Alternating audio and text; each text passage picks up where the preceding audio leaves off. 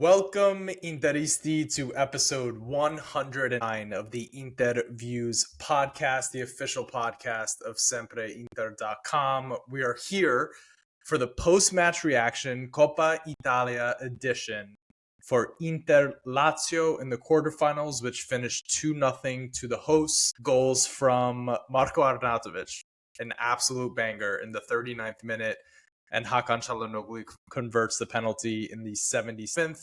As always, I'm one half of your co-hosting duo, Alessandro Rafa, joined here by Gianni Paterno. Gianni, contrary to what a lot of folks are hoping for, Inter is still alive and well in this competition. Initial reaction to signing up for another couple of Milan derbies here? Disappointed. I'm going to be honest. I'm disappointed that the derbies take a lot out of you physically, emotionally, mentally. Like, why would we want to do this to ourselves? It doesn't make sense. And honestly, I was disgusted with Lazio. We roll out our B team, dude.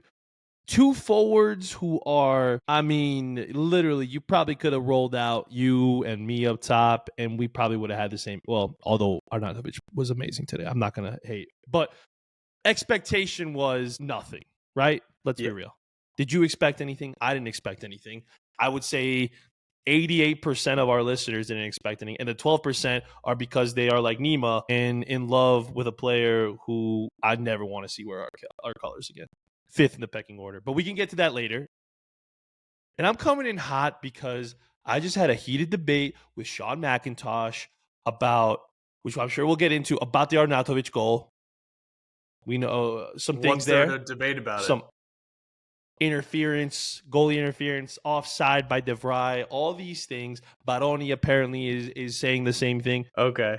We can get into that later. But anyway, I wanted to lose. I wanted to focus on UCL and I wanted to focus on the league. And Lazio is a bunch of scrubs. They show up to help us. I'll give them that. You know, they drew against Napoli twice. They helped us out there. But for whatever reason, they can't score on us. And it felt like they never were going to score on us. So, although our goalie was great today too. But anyway, go ahead. Sorry. Yeah, they outside of their wingbacks, which were Pellegrini and Lazzari, that is very poor. I'll give them that. It was Zaccagni, Bulaidia, Lumchauna, Isaksen, Rovella, Gendouzi, Romagnoli, Gigot. Like these are the players that typically play for them outside of Gigot, I guess. But everybody else is an entrenched starter, and we rolled out there with Zielinski, Aslani, Fratesi, which is the weakest edition of our midfield. So one good midfielder. Okay. Yep. Plus Arnautovic, Taremi, who I think, let me just make sure I have this right here. So Arnautovic had 21 touches all game. Not very involved whatsoever. And Taremi, let me see, lost 8 duels, which was every single one that he participated in. So I'm sorry. Just to provide some context as to how useless, of a team that we fielded there defensively, Pavard, De Vrij, Bisek, very solid. But before you go on, I feel like I need to defend myself, okay? Because there's a certain guy who comes on here often, who might run a little website, have a podcast covering, a league that we may listen and support, and he likes to bring up that I said I would die on the hill of Andre Radu, and I was slapped down to earth. Probably one of the worst takes in the history of Inter Twitter. I'll listen. I'll admit it. I was wrong, dead wrong about Radu. I was hyped over a under 21 Euros performance where he played out of his mind, but he was clearly not good enough to play for Inter. And he likes to bring it up and remind people how I'm a goalkeeper curse. Right, I'm just the worst judge of goalkeeping talent. Well, Joseph Martinez, once again, clean sheet. That's 3 for 3. And his boy, who he was backing, who he was excited to have at our club, was saying it's a massive upgrade for the team. Once again, drops a stinker of epic proportions. And you're telling me lost 8 duels? Disgusting, I think Nima. every single one that he Nima, that is disgusting. Your boy, your Iranian brethren. Don't hide behind the Swedish flag now, buddy.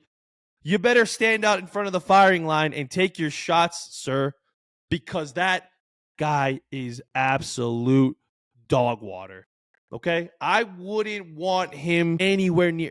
Joaquin Correa has provided more in 3 appearances all season than your boy. Listen, Mehdi, pack your bags, okay? It's time to go to the Saudi Pro League, get your bag there, and never come back to Inter. Thank you very much. That's the end of my rant. It's definitely not the end of your rant, because we do have to talk about this guy quite a bit. We do? We do. There's a decent amount to talk about today. I don't want to be like super negative, so we're just going to be negative. Listen, we're going to be negative about one person. We've had great episodes, and then I've been negative about Dumfries. I've also been positive about Dumfries, Julian, so careful now. Don't tweet at us. Well, I think the perfect contrast of what was done well today and what was done poorly today is to look at it through the lens of Joseph Martinez. A fantastic performance. I mean, 6 saves, 3 from inside the box, 3 high claims, 87% passing accuracy. And I'm throwing out the stats here because when I was looking after the game at his performance, I wanted to contrast it to what we've seen out of Sommer, if he's ever sort of done this exact stat line, and he hasn't. He was immense today. Lazio put way more on target today. I never felt like they had a chance of scoring, but they did put way more on our goal than we put on theirs. And part of the reason why it never felt like it was going to be really dangerous is because Martinez just had it covered. I mean, he's an athletic shot stopper. The distribution was great. 8 completed long passes today, but I was just really impressed with his command of the area. The way that he was marshaling a defensive lineup or defensive configuration that we haven't really seen before, with Bisek on the left, De Vrij in the middle, and Pavard on the right. And Isaksen, who was finding space against him in both the first and the second half. Like, he made some incredible saves, and it just felt very comfortable. It's very encouraging to know what we have here, especially after all the debate. And Johnny, if it keeps looking like this, there's going to be a real conversation to be had when Sommer is back from injury. I mean, we wasted 12 million euros on this guy, right? Just an absolute waste of money. Joseph Martinez. We miss Audero, right? We want him back. Padelli, is he available? Is that what we want out there? For everyone who said that this was a waste of money, we already talked about this last episode, right? So I don't want to be beating a dead horse, but I'm going to beat this dead horse a little bit more. Because what were we going to get for 12 million euros, people? Average Joe was out there tweeting it too. Thank you, Joe. Thank you for shining a little light on this lunacy that people think that we were going to get, like the next Adegi, who isn't out there, by the way, for 12 million, that we were going to get some kind of center back for 12 million. Like, come on, guys. Come on. This kid go ahead. Also feels like you say kid, right? He is 26, True, 27. He's 26, but that speaks to your point of like, who are you going to get for 12 million? What potential top class goalkeeper heading into his prime athletic years, not really heading into, like, still has a good 4, 5, 6 of those prime years left. Goalkeepers don't hit their peak. He's not even hitting his peak yet for 12 million. Imagine, listen, again, I'm not saying he's Buffon, but I'm just saying, imagine Juve going to Parma in this day and age. Obviously, he was the top paid goal, like he was the highest like sell value when he was purchased from Parma. But now imagine in today's age, at 27 years, no, I think he's 26 years old, Juve is going to have to sacrifice like chickens in a ring of blood with like a fire seance in order to get a goalkeeper of that any quality for 12 million euros. Not even a Buffon level, any goalkeeper. Bento, we would have had to pay 25 million euros for. And we've seen a couple of blunders. I thought he was going to be incredible. I'll be honest. Again, Yeah, me too. he's been good. He's had 2 big boneheaded mistakes, but he's been good for them. If you just looking at the numbers, I haven't watched any. I've only seen the mistakes. But if you look at his numbers, they've been good. We were not going to get Bento as much as I wanted him, and most people did want him. Let's talk about another goalkeeper that we were rumored to be interested in, Trubin over at Benfica. A lot of howlers, a lot of soft goals. He gave up 4 the other day. I forget who they were playing in the Champions League. 2 of them were goals that I'm sure he would love. I think it was Monaco. they were playing. 2 of them, I'm sure he would love to get back. Trubin doesn't look like he's been, all that great himself. So I think we did very well for 12 million. Now, that's not saying that I think, Josep Martinez is going to end up becoming the next De Gea or Casillas or anything, but I think that he's going to be a very good goalkeeper in a long line of good goalkeepers that have been at Inter. So let's enjoy it. That's the thing. It's like, it is 3 games that he's played in. It has been 3 clean sheets, so you totally understand why Interisti would be excited about the guy, because frankly, you don't see a lot of him, and when you do see him, he performs. And like, these aren't like anonymous performances. Like, he has had to intervene in every single one of these games that he's played in. Very, very late on against Udinese, late on against Genoa as well. And today, it's not just one occasion, it was several occasions where he did have to intervene and keep the clean sheet. So it's looked good. Napoli, I'm not necessarily blown away by the firepower that Napoli. What firepower? They're playing home. They'll likely test him. So let's see what that ends up looking like. But things have been solid for Pep Martinez to start his Inter career. Someone who has gotten plenty of their opportunities and has not come through, Mehdi Taremi. So just to listen, we got to stop calling him Mehdi, okay? His name is Mehdi Taremi, because that guy's been bang average at best. He's a meaty player. Meaty. Don't want him. Go ahead. He is. I do feel like it is important to provide context, and this is not a defense of him. I just do want to let the listeners know that Inzaghi said after the match, and I don't know if this was protecting him or whether it even really matters, but he did mention both Fratesi and Taremi carrying significant knocks coming into the match that needed painkillers and stuff like that. So that was thrown out there by Simone. The reason why I don't think that it completely, cuts off any of the criticism is that if this was the one game of the year where he was super, super poor, I'd say, okay, like, he's dealing with something.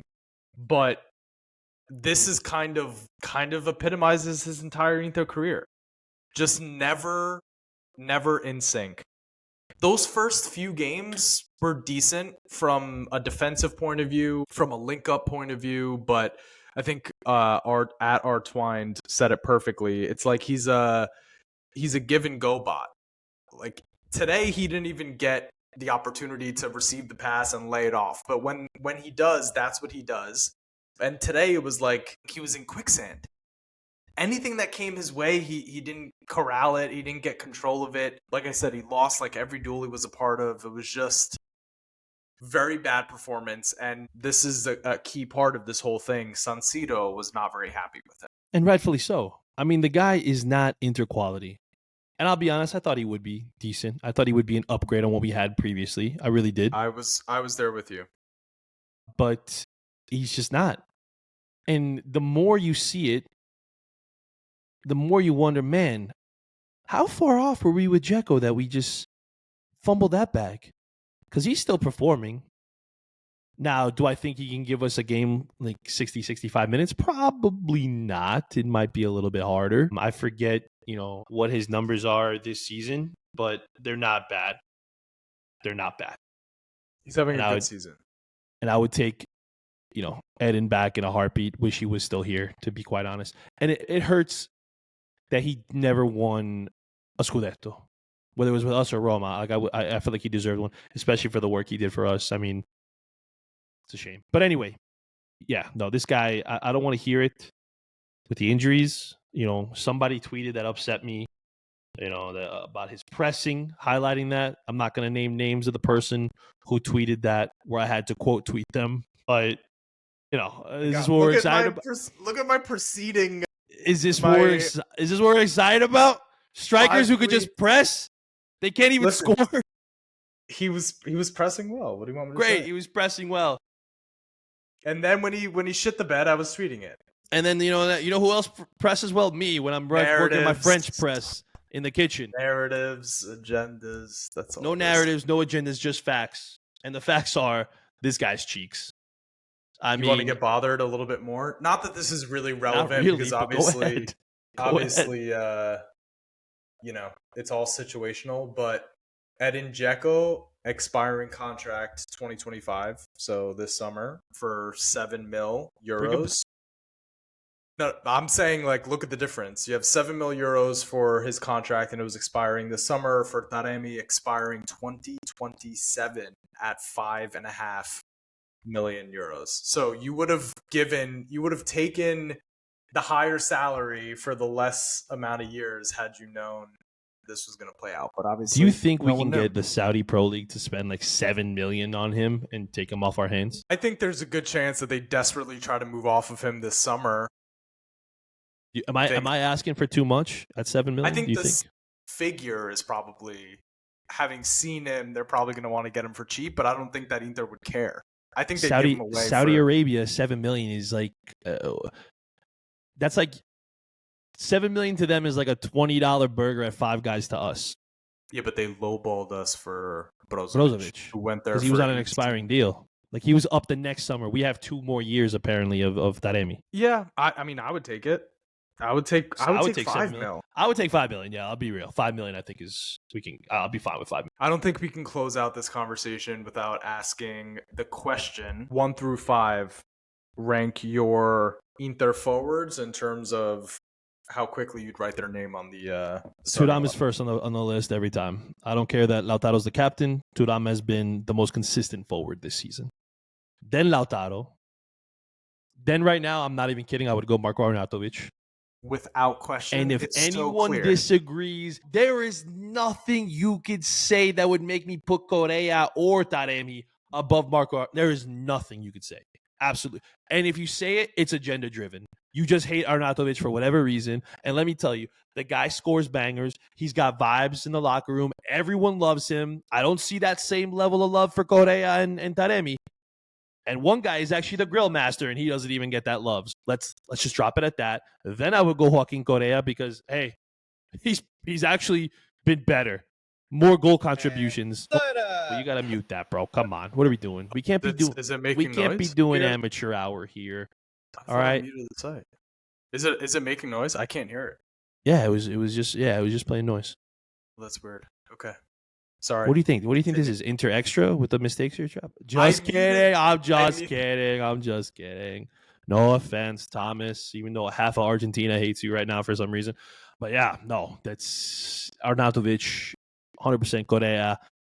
And then I'll take Pio 5th, even though he's not even on the team. He's at Spezia. I'll take him 5th.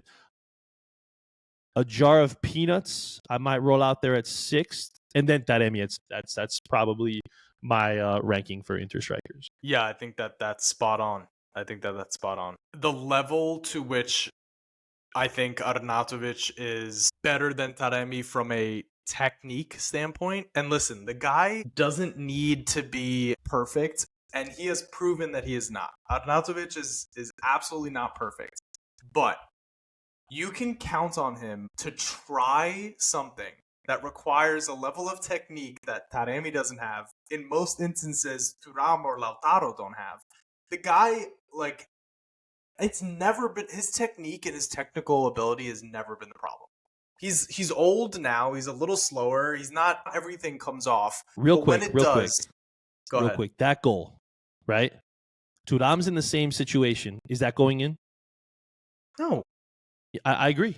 And it's not even, I'm not hating on Thuram by any means.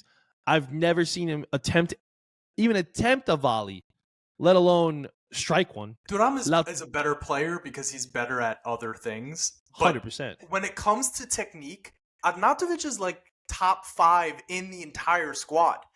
In terms of like what he can... In terms of even level of creativity, like... The ball is in the air forever. You can watch him time his run up to the ball. You have to time the way you're moving towards it, when the ball is dropping, how you're going to strike it, how much power you're putting. The level of difficulty of hitting a volley from outside the box like that, it's incredibly high. I know that it looked easy, but dude, you're moving towards a ball that you have to volley in midair. Like it's very, very difficult to pull that off. Let me try. Hold on. Keep going. Keep going. Yeah, he has always had a high level of technique, and the guy has earned all of the criticism that he's received, but he's showing signs of life that Taremi's not showing. Correa, who I couldn't be more annoyed with him leaving the field in tears and it coming back that he's totally fine. And I think he was like, Inzaghi was begging him, give me a few more minutes, and he was crying, whatever, and then he's totally fine. Like, between him, Taremi, I guess the only other two options, it's Arnautovic every day. You at least feel like he's going to get himself into a position to make something happen.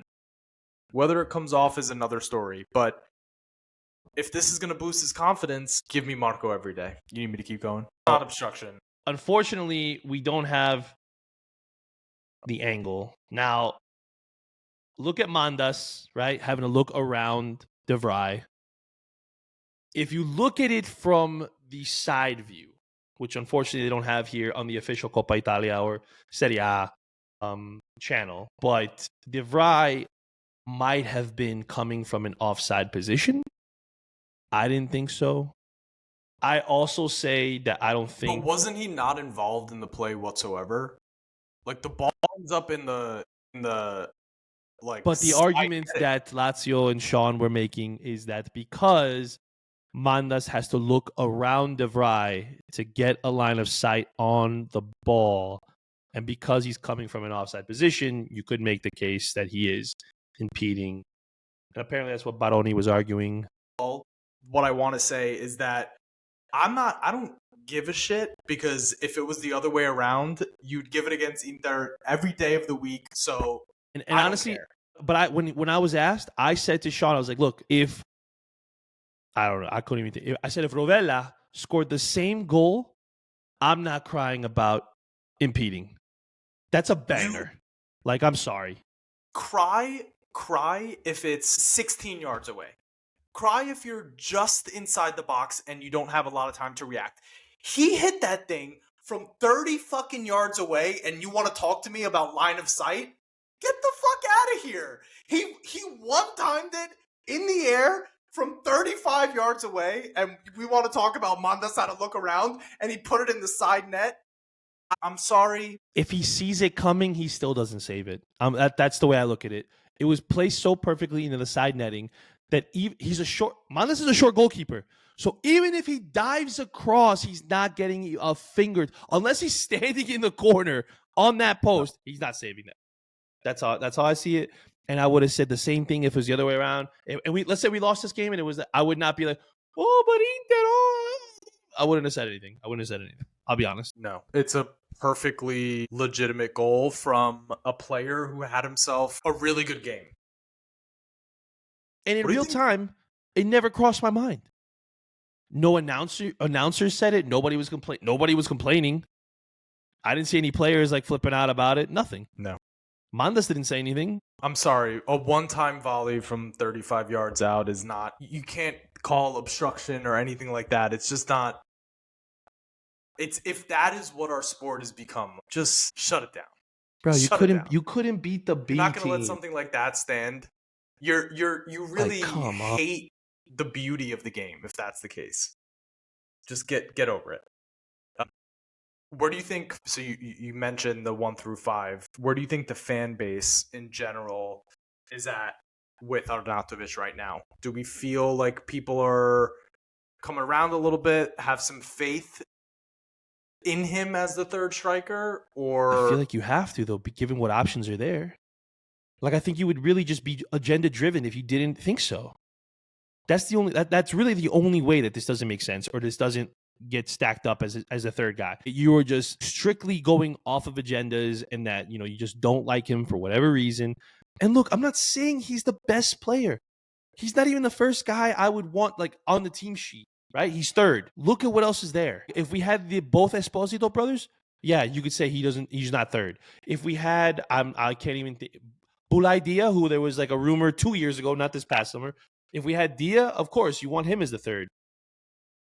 Like, yes, there are Retegui, right? Like, there's so many other guys that you would prefer in the third, but what we have at our disposal, he is the third best option. And he's probably, albeit it's not been the most beautiful play, but probably been the most consistent of the guys off the bench. Like you have to see it that way. I'm sorry. Do I think that I would want him, taking a last second penalty for us in a 2-2 game? No. But do I want him out there if we're chasing a goal and you have the other two forwards already on? Yeah. He's going to give you a better over the other options. Yeah. Yeah. Absolutely. Like, I'm not throwing Taremi out there first in any circumstance. He's going to try a little flair. He's going to try something. Now, that also means that there's an opportunity for him to turn the ball over and something bad could happen. But I feel like the opportunity for something magical happening is way better with him on the pitch than with any of the other two options, or either of the other two options. It's so interesting to look back on his Inter career and how people feel about him, because the highs have been high and the lows have been so low. You think about some of the things that we've seen from him. His debut, the little step over and cross across the box for Lautaro for the 2-0 against Monza to start our Scudetto season. The back heel to unleash Barella. This volley from 30 yards away, whatever it is. Like, he's had moments of like, holy shit, and then he's had moments of Atletico Madrid. I can't even name off the top of my head how he still won the game. I understand he missed opportunities, but he also still won the game for us. Nobody else was scoring. Like, yeah. I'm not trying to forgive him. Like, some of those misses were egregious. I would say maybe 2 of the 3 misses. One, I think, was going to be very hard for any striker to get in on. The one that was like rocketed at him and he tried to volley it, which was going to be. But anyway, he's had games where I've hated him. He's had games where I've been wowed by his. Listen, he also will press. He will fight for everything. Now, when he makes a mistake, he will let it linger and affect the rest of his play, and he'll let that like suck him in. But he's been doing that less. His body language has looked better. Sure. Yeah. Now, what I'm curious to see what you think. His highs, compared them to Correa. Which highs are you more appreciative of? Like which one? Like, honestly, like, do you think it's his performances, like Correa's performances against Hellas, both times, or are you taking what Arnautovic has done? I'm taking what Arnautovic. I'd rather Arnautovic on his day than Correa. I know that with Correa, you have like the 45 minutes of that first half against Hellas was that totality of that 45 minutes was better than, the moments of brilliance that Arnautovic has. But those moments of brilliance, like in every 3 matches you see Arnautovic, he'll have, 2 moments, right? Correa, it takes 6 or 7 appearances for you to have that consistent, 45 minutes that looks good. It's just not. I'd rather throw Arnautovic out there 10 times out of 10. 10 times out of 10. All right, let's 100%. Move on to some other shit here. Darmian goes down the 24th minute. Looks like it's a left hamstring situation. Coming into the game, Carlos Augusto working his way back from injury. Unclear if he'll be available for the weekend, but not looking likely. Zalewski out for the next 3 weeks. 3 weeks? If Darmian is... calf. I knew it was a calf. I didn't know it was 3 more weeks. Holy cow. So Dimarco and Dumfries are only 2 healthy wingbacks, depending on what happens with Darmian. Give me your crisis level, 1 through 10, with the injuries to the wingback position. I mean, you got to go at least an 8. Yeah. You literally have 2 healthy wingbacks.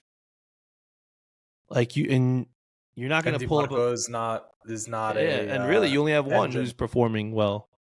And even Dumfries the last couple of games hasn't been great. Like it hasn't been anything, like that you're excited about.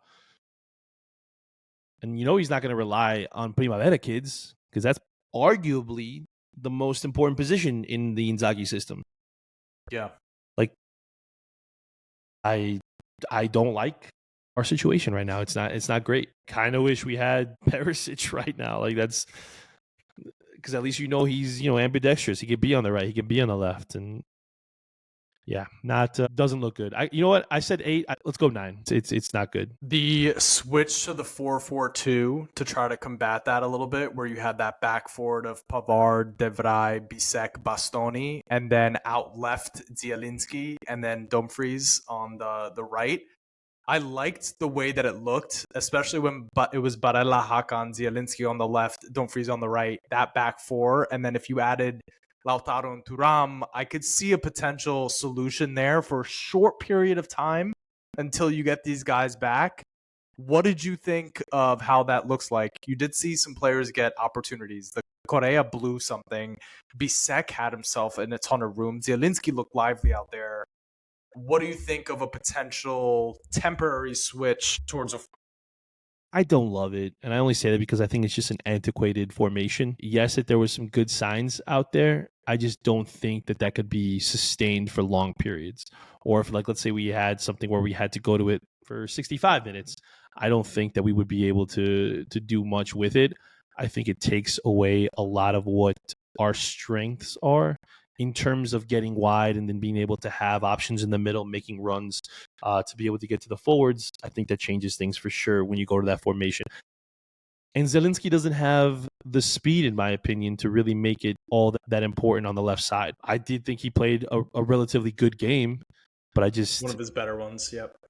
Yeah, but I just don't know. And listen, I could be wrong for sure. I mean, we saw it for a brief instance. It's not like we've seen this to be a trend or happen over the course of 5-6 games or whatever. So maybe it could be something where it throws teams off that don't expect us to switch to that and allows us to have other ways to break them down. But I think that it looked good because we were playing a Lazio side that kind of had already thrown in the towel, and we weren't chasing the game. I don't think this would work if we were down 1-0 and we had to go to this formation to try to steal even a point or something.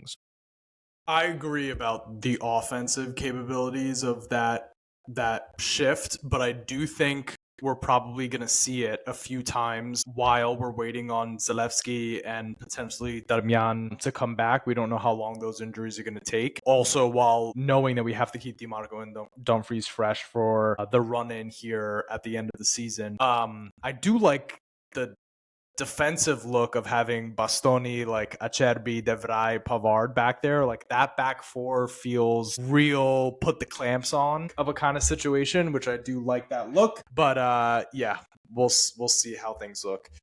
Would you rather talk about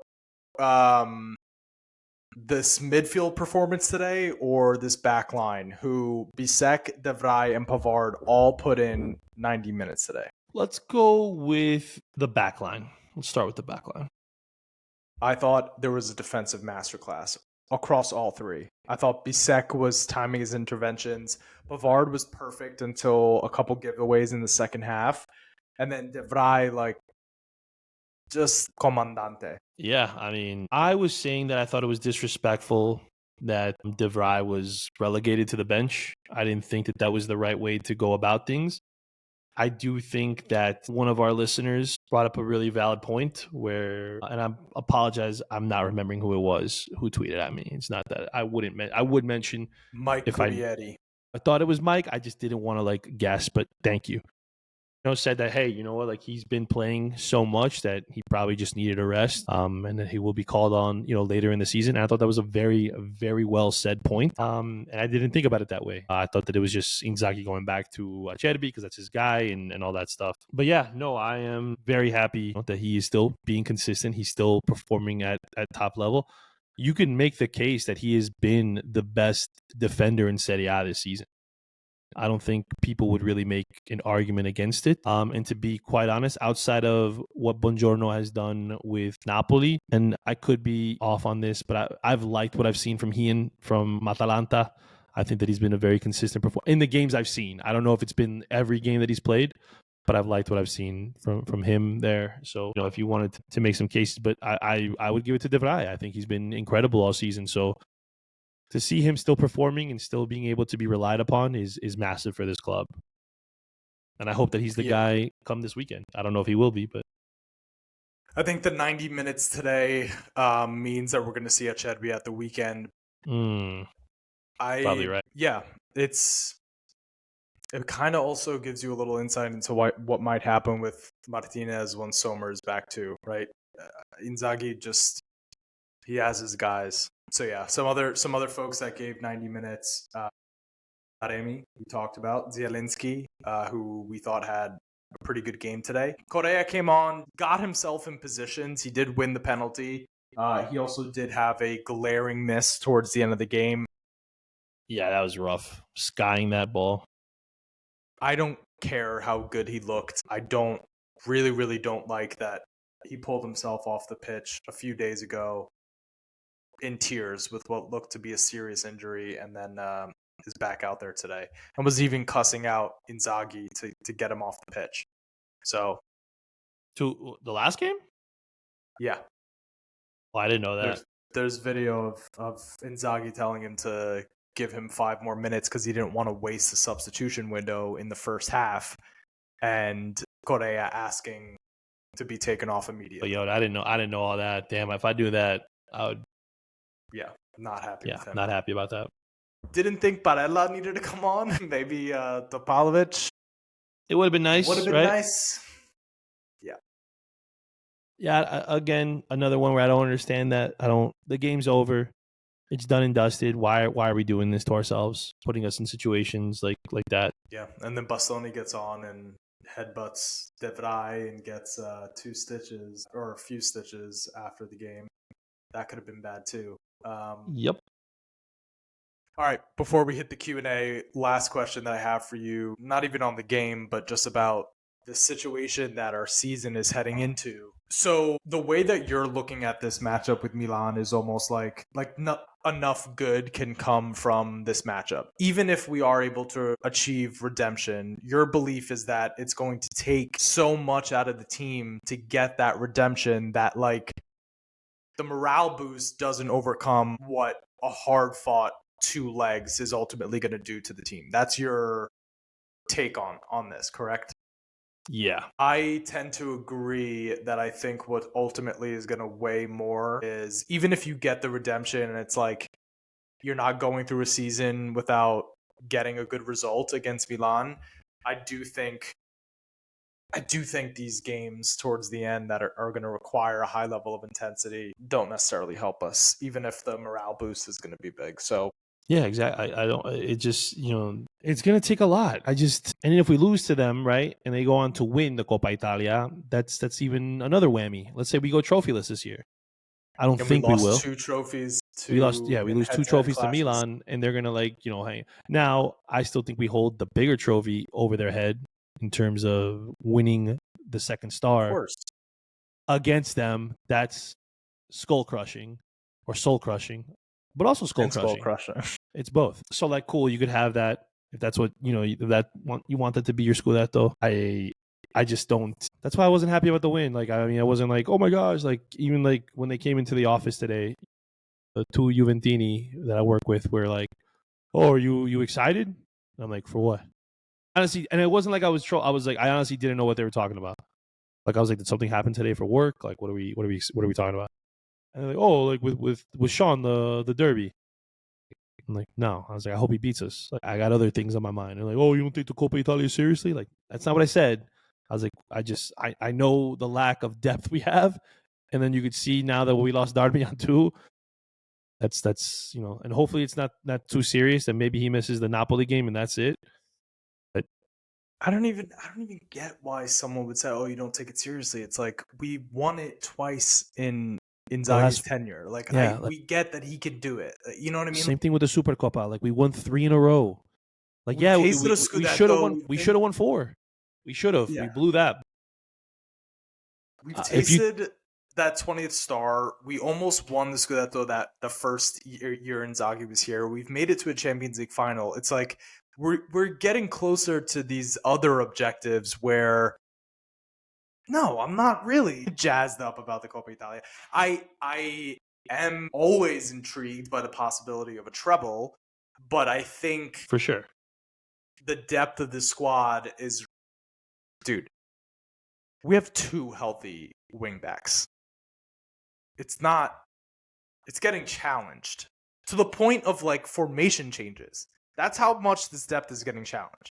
So yeah, I could do without another 3 tough games. All right, let's get into this Q&A real quick. We don't have a ton. At a person 1352, what player from this Lazio squad would you take at Inter? Inter, personally, I would go for Diaz. That's a great shout. I like that it's not what I think Alessandro and I would pick. I think we both agree on the same player, so I'm going to save him some time. It's Rovella.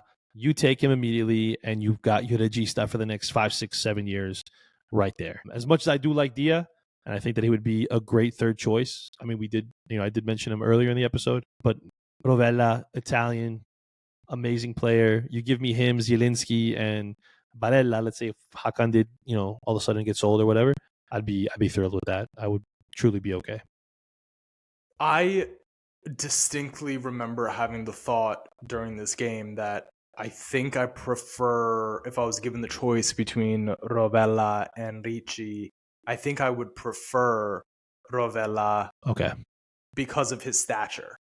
Like, physically, he is much more imposing than Ricci. And I think he is a much better passer as well, without question. His long range. I've seen at least 4 or 5 games where Rovella could have assists, or should have. If Lazio had a clinical striker, he would have 5 or 6 more assists, without question. Also, you can't discount, like, Lazio is playing much bigger games than Torino is. Yeah, they're fighting for a top 4. They're in, Europa League contention. So yeah, I think I would prefer him over Ricci at this point. We have one other question, and then we're getting out of here, bud. Why risk Dimarco like this? He's the only fit left wing back we have at the club. Pray he doesn't get injured tonight. Well, he didn't get injured tonight, but that didn't mean that our depth didn't take a hit. But, like, that's why you have to risk him, though. Like, who else are you going to play? What are you going to do? Put Bastoni at left wing back, and then you're not starting one of the kids either. It's just not his style. As much as we, as fans, wanted it so that we could preserve players, it just wasn't going to be the case. And at the same time, it's like we get excited about an 18-year-old, but to throw him into a Coppa Italia quarterfinal against Lazio, it's like, and what if he gets? How and what good if he do you think absolutely it's gonna sucks? Look? Yeah. Like, what if he just, and then you just shoot his confidence?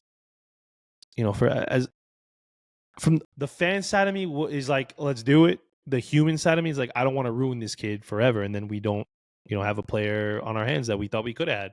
Like, what if we did throw Topalovic out there and he just stunk it up and caused 2 turnovers that led to led to the equalizers? You know what I mean? Like, I don't know. It's not like he was going to be getting help from, like, if you're already doing rotation, right, and you got to put Aslani in there, like, you're not doing the kid any favors by not giving him any help. Like, he's going to be left on an island to get absolutely destroyed. It's not really going to be good for anyone. All right. That's it. Got anything else you want to dive into here? Yes. 2 things I'm going to say real quick. One, I have right here the Givey that I've had wrapped, all these cards that I haven't done. That's on me. I'm going to set it up tomorrow morning when this episode drops. That way that can be taken care of. And because I've messed up and took so long, I'm going to give away a card from my personal collection. It's a graded Davide Fratesi, number to 50. It's a pretty cool picture of him celebrating a goal. You can't really see it because of the glare. I'll take a better picture of it and post it. But I feel bad that I've taken this long, and I'm going to give away this Fratesi card, which is pretty sick. Yeah. Fratesi is also, we get on him a lot, but when it comes to celebrating, I not was many gonna people do do this it better than him. Buchanan card that I have numbered to 15, but I didn't think anybody would really want a Buchanan card. So we're going Fratesi. That might be more of a throw-in than a giveaway. Damn. All right, that's man. cold. Anyway. Sorry. Savage the Canadians on the way out. All right. In the words of the great Roberto Scarpini, forza ragazzi, forza ragazzi, forza ragazzi.